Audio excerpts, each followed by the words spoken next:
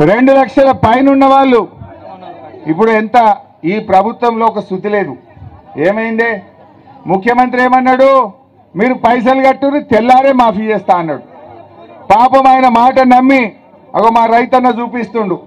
3 రూపాయల మిత్తికి తెచ్చి 2 లక్షల మీద ఉన్న అప్పు కట్టేసిండ్రు.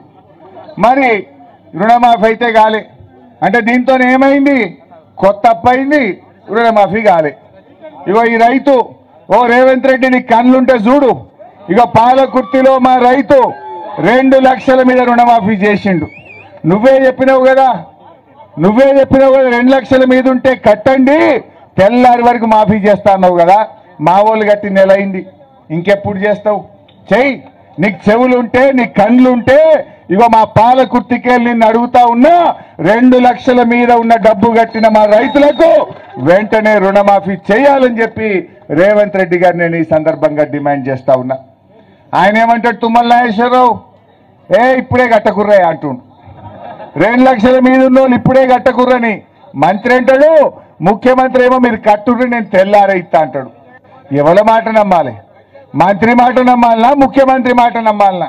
మరి కట్టిన వాళ్ళ పరిస్థితి ఏం కావాలి? ఇప్పుడు ఆయన 30 పైసల వాళ్ళకు కూడా మోసమే. ఆయన 30 పైసల వాళ్ళకు మిత్తి కట్టించిండు రేవంత్ రెడ్డి. మనమే మిత్తి కట్టినాం. డిసెంబర్ 9కి చేస్తా అన్నాడు, 15 ఆగస్టుకి చేసిండు. ఈ 6 నెలల 7 నెలల మిత్తి ఇలా రైతుల మీద పడ్డది. 1 రూపాయి లేకుండా మాఫీ చేస్తా అన్నావు, కానీ రైతుల మీద ఇలా మిత్తి అయి రైతుల మీద భారం పడ్డది. ఇప్పుడు 2 లక్షల మీద వాళ్ళ పరిస్థితి ఏంది? ఇప్పుడు బయట అప్పు తెచ్చి కట్టి రోజు కాడ మిత్తి పెరగబట్టే, బ్యాంకు వాడేమో మళ్ళీ కొత్త క్రాప్ లోన్ ఇయ్యడాయే, రైతు బంధు పడదాయే. నువ్వు మాఫీ చేయకపోతే ఈ రైతుల పరిస్థితి ఏం కావాలి?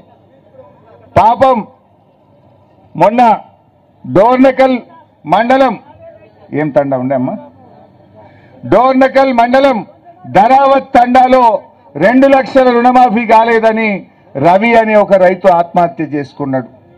మొన్న మా దగ్గర దుబ్బాక మండలం చిట్టాపూర్ గ్రామానికి చెందినటువంటి ఒక రైతు సురేందర్ రెడ్డి గారు ఆత్మహత్య చేసుకున్నాడు. సురేందర్ రెడ్డి ఎందుకు చేసుకున్నాడు? రేషన్ కార్డులో తల్లికి అప్పు ఉన్నది, నాకు అప్పు ఉన్నది, ఆ ఇద్దరిది కలిపితే 2 లక్షలు దాటింది. ఆ మీది పైసలు కట్టమంటే నేనేడ కట్టాలి?